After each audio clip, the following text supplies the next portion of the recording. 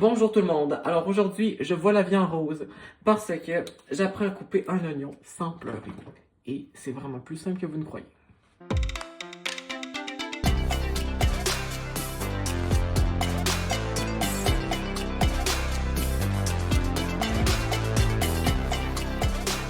N'y a-t-il rien de plus triste que de couper un oignon, n'est-ce pas? Surtout quand c'est pour la préparation d'un joli repas. Mais lors ça des invités, on est tout heureux, mais là, soudainement, les larmes se mettent à couler. On ne sait pas pourquoi. Rassurez-vous, il existe des techniques pour éviter de pleurer quand on coupe un oignon. Et c'est vraiment super pratique. Et on va voir ça aujourd'hui. Mais tout d'abord, est-ce que vous saviez pourquoi est-ce qu'on pleure quand on coupe un oignon? En fait, c'est que dans l'oignon, quand on le coupe, ça libère des gaz et ces gaz-là sont lacrymogènes. Et ça s'en va comme dans l'air quand ça se dissipe quand on coupe l'oignon. Et ça provoque l'irritation des ganglions lacrymales. Donc, ou l'œil en tout cas. Et puis, c'est ça qui nous fait pleurer quand on coupe un oignon. Et plus on endommage les cellules de l'oignon, plus le gaz est relâché et plus ça nous fait pleurer. Heureusement, il existe des techniques pour éviter ceci. Et le tout premier truc, c'est vraiment un truc que j'ai déjà essayé et ça fonctionne, croyez-le ou non. Mais oui, ça fonctionne, n'est-ce pas? Merveilleux. Vous devez mettre votre oignon ici présent 15 minutes au congélateur.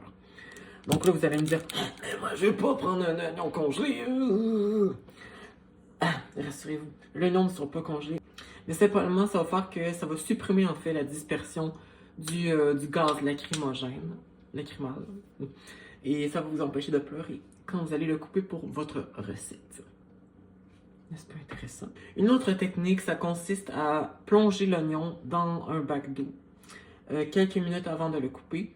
Et pour plus d'efficacité, en fait, vous pouvez trancher l'oignon en deux et puis vous mettez ces deux parties dans l'eau.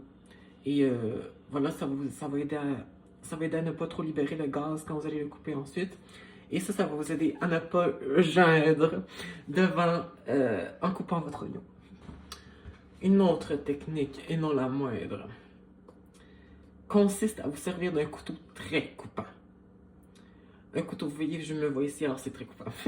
Alors, ce couteau-là, ça va empêcher, plus le couteau est coupant, plus ça va éviter d'endommager les cellules de l'oignon. Et qui dit moins d'endommagement aux cellules de l'oignon, dit indubitablement moins de libération de gaz. Voilà. Alors, veillez à préserver votre oignon, à ne pas faire tout ce qu'il faut pour l'endommager inutilement. Une autre technique, ce serait si vous coupez un oignon à l'extérieur, vous avez beaucoup moins de chances de pleurer parce que souvent il y a un vent à l'extérieur et ce vent-là, ça va disperser les gaz ou la sulfure, voilà, qui est relâchée lors du coupement, je ne sais même pas si ce mot existe, lors du tic-tic de l'oignon. Et sinon, vous pouvez couper votre oignon à l'intérieur dans la maison, à côté d'un ventilateur ou d'une source qui fait de l'air. Sinon, vous pouvez souffler. Et une dernière chose, c'est d'enfiler des lunettes de soleil ou des lunettes de ski, comme en introduction. Ça bloque en fait. Vos yeux, ils sont bloqués comme ça. Donc, ça va vraiment vous aider à ne pas... pleurer. Et je l'ai déjà fait.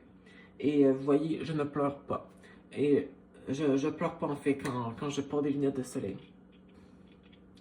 Alors, c'est une très bonne technique à employer quand vous coupez votre oignon.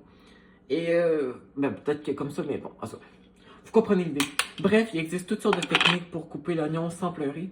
Vous me direz quelle est votre manière, votre façon préférée, celle que vous employez, parce que moi j'aime bien apprendre de vous, que ce soit dans les commentaires ou autres. Alors dites-moi ça, ça va me faire un super gros plaisir de vous lire et d'employer vos techniques par la suite. Alors moi, je vous laisse, parce qu'on a tous des vies très, très occupées, très trépidantes, et on se dit rendez-vous pour la prochaine fois. Bye bye!